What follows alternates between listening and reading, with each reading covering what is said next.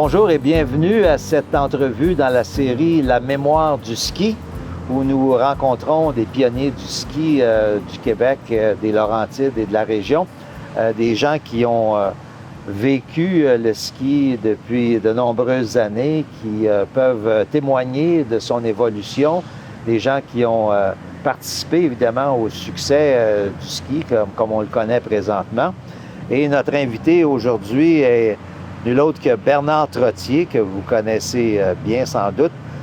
Bernard a été un grand pionnier, surtout du côté des boutiques de ski.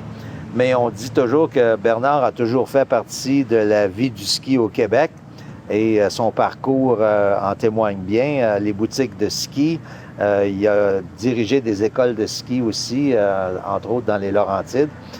Et aussi, il a été un grand philanthrope et a aidé beaucoup de jeunes à s'affirmer dans leurs rêves pour devenir des skieurs d'élite et représenter le Québec et le Canada à l'international. Bernard, merci de nous accueillir aujourd'hui. Alors, ça nous fait plaisir de t'avoir avec nous. Je voudrais tout d'abord parler des boutiques de ski. Le nom Bernard Trottier est associé directement aux boutiques de ski. Tu as fait toute une carrière là-dedans. Ça a commencé quand, cette histoire-là? Bonjour, Guy. Bonjour. Ça a commencé dans les années 60. Par une petite boutique qui était dans mon soubassement chez moi, parce que j'avais des écoles l'hiver, fait que j'opérais de chez moi au tout début. Et puis, ça fonctionnait, parce que dans ce temps-là, tout le monde avait mal aux pieds. Les bottines n'étaient pas ce qu'ils sont aujourd'hui. Fait que ça veut dire qu'à chaque fois qu'on jetait une paire de bottines, il faudrait faire comme ils font encore, organiser la bottine pour pas qu'elle fasse mal aux pieds, parce qu'il y en a qui ont des défauts de pied. Fait que c'est ce qui arrivait à ce moment-là. Alors, vous avez commencé par être un spécialiste du fitting des bottines de ski. On vendait que des skis. L'été, on ne faisait pas grand-chose. On faisait quelque chose à part. On se tenait en femme. Mais on vendait que des skis alpins, des skis de fond. On était surtout, à cette époque-là, la planche n'existait pas. Non. Et puis, ça a commencé par après. Alors, comme bien des grandes entreprises comme Microsoft, Apple, Bernard Trottier, ça a commencé dans son garage aussi. Quand es-tu sorti du garage pour commencer une vraie entreprise de Bernard Trottier Ski Mode? Bien, dans les années 62-63, on est sorti du soubassement de la maison dans le garage, comme on dirait. Et puis, on est allé sur le vote à chaud dans un petit local qui était un pet shop autrefois. Et puis là, on s'est mis à évoluer. Et pendant ce temps-là, la compétition qui n'existait quasiment pas à cette époque-là est venue s'installer à côté de moi, des Arlington, des André Lalonde. Fait que nous, on a dit, ben là, il faut grossir. Fait que nos voisins qui étaient... on venait d'acheter l'édifice. Fait qu'on a envoyé des voisins, puis là, on a agrandi notre magasin. Et puis, ça jouait dur, mais nous, on avait le bon bout du bat.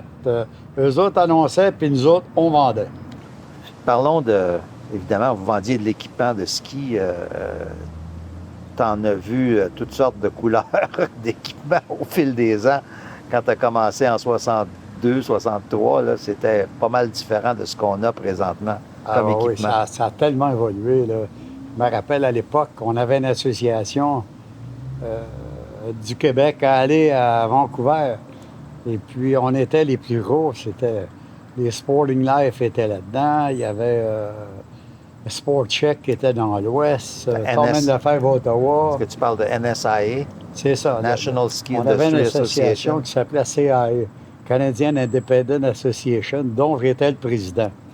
Et puis, on allait en Europe, puis on achetait au container.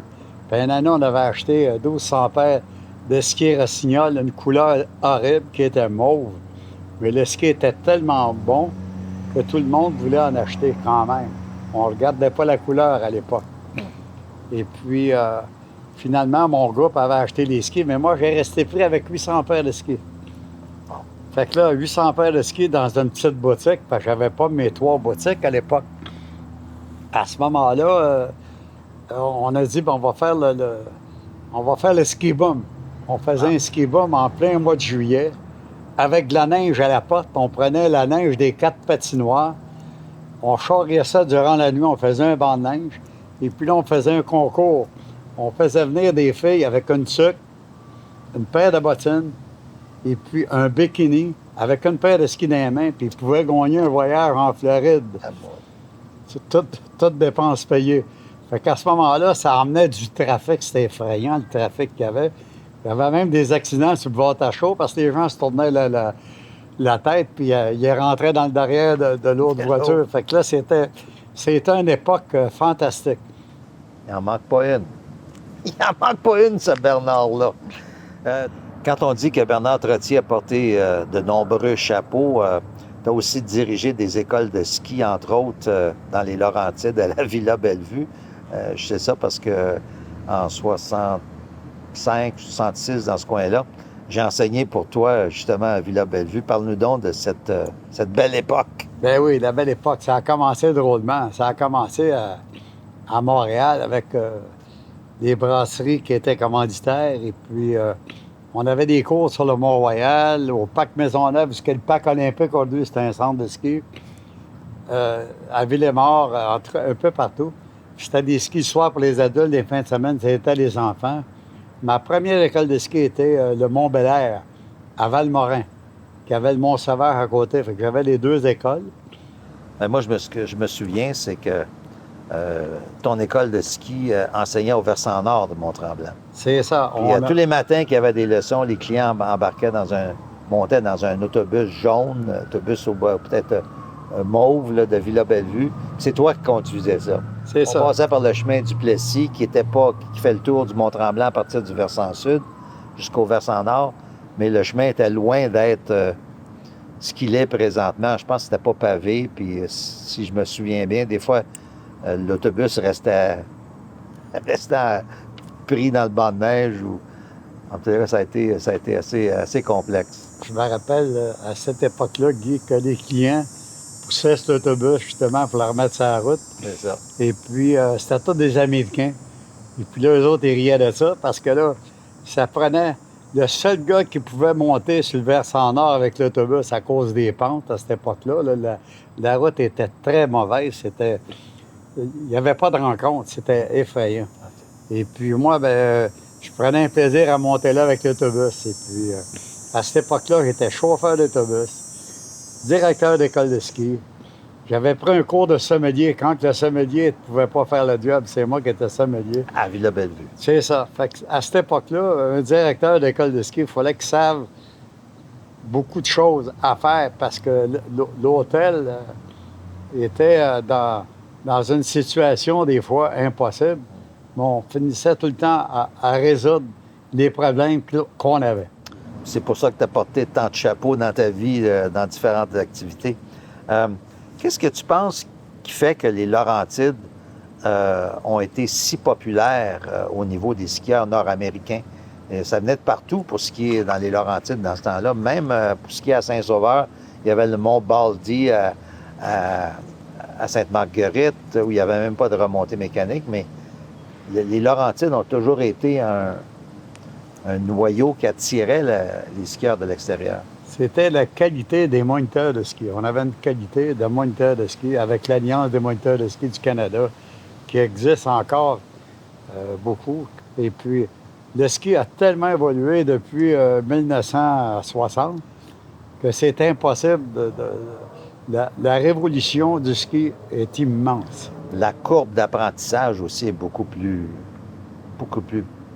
facile, plus courte. La technique du ski a tellement évolué. Avec les skis paraboliques, c'est tellement facile de faire des virages que le ski a été simplifié. Autrement dit, c'est plus facile de faire du ski maintenant que c'était à l'époque. Ah, ça, c'est sûr, parce que on parlait avant de l'évolution de l'équipement, puis tu me parlais des skis qui n'avaient pas de car, puis que vous, à la boutique de ski, vous installiez des cars sur des skis de bois. j'ai commencé à skier avec des skis pas de corps. Après ça, j'installais mes corps après mes skis avec des petites vis de rien. Après ça, on a sorti une peinture qui glissait, qu'on pouvait mettre une peinture de plastique qu'on mettait en dessous des skis.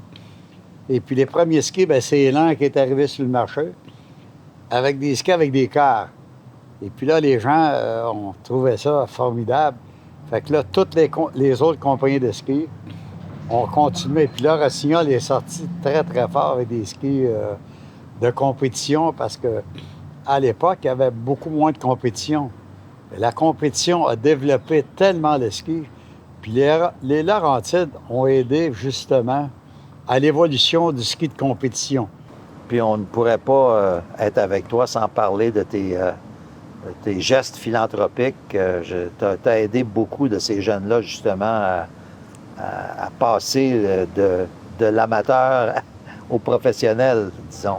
C'est ça. C'est qu'à un moment donné, j'ai eu des bons consultants, des comptables, des avocats qui m'ont dit « Bernard, il faut faire quelque chose pour nos athlètes parce que là, on manque d'argent. » Et puis là, on a fait des levées de fonds, on a fait, je me rappelle, au Forum de Montréal, on a inventé un club qui s'appelait le Club des 1000. Ça coûtait 1000 $ pour venir souper avec nous autres. Et puis, on a eu l'aide du Club de hockey canadien qui nous a supportés, Ronald Carré. Et puis, on a fait des bonnes levées de fonds, là. Et puis, tout cet argent-là était destiné à l'équipe nationale, aux entraîneurs, aux athlètes.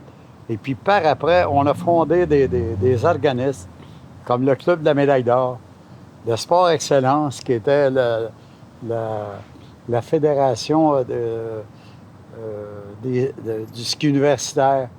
Et puis, on a fait beaucoup d'organismes comme ça pour essayer d'aider les athlètes.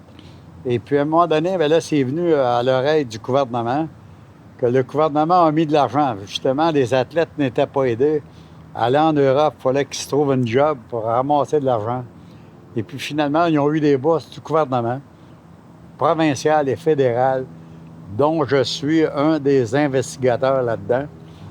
Je voulais mentionner aussi qu'un athlète que tu as beaucoup aidé, c'est Jean-Luc Brassard, le premier à gagner une médaille d'or olympique en ski de boss. Oui, Jean-Luc était un des gens qui a très apprécié ce que j'ai fait pour lui. Et puis, je le remercie encore aujourd'hui. Alors, c'est pas pour rien qu'en 1995, tu as été intronisé au Temple de la renommée du ski des Laurentides. Comment tu as vu ça quand on t'a annoncé que tu avais été mis en nomination? Puis, j'étais fier parce que, tu sais, j'ai pas aidé les gens pour avoir des faveurs, mais j'étais très fier qu'on m'ait honoré à cette affaire-là. Et puis, ça en est suivi par notre gouverneur général qui a décidé de m'inviter à Ottawa et puis de me nommer à l'Ordre du Canada. SC. Fait que j'ai été reçu aussi par le gouvernement canadien. Je les remercie beaucoup. Et puis, pas à cause que ces choses-là sont arrivées, mais je vais continuer. Tant que je vais être vivant, je vais continuer à aider des athlètes. Bon, bien, c'est merveilleux. Alors, écoutez, on souhaite une bonne longue vie. Comme je disais précédemment, le Québec et les athlètes ont encore besoin de toi. Tu as été un grand pionnier du ski, mais aussi un grand philanthrope. Non seulement que tu as fait des sous avec les boutiques de ski, les business dans lesquels tu t'es impliqué, mais aussi tu nous as donné beaucoup. Puis je pense que c'est bien apprécié par tout le monde. Quand on parle de Bernard Trottier, c'est pas juste un homme d'affaires qui vient en tête, mais aussi une personne qui a, comme on disait précédemment, qui a toujours fait partie de la vie du ski au Québec. Puis on souhaite que ça continue encore un bon bout de temps. Merci pour l'entrevue. Ça nous donne une bonne perspective sur ce qu'était le ski avant, ce qu'étaient les boutiques de ski, le détail du ski dans les premières années, dans les années 60 jusqu'à aujourd'hui. Merci beaucoup. Puis on vous donne rendez-vous pour une autre interview sur la mémoire du ski au Temple de la renommée du ski des Laurentides. Merci, Guy.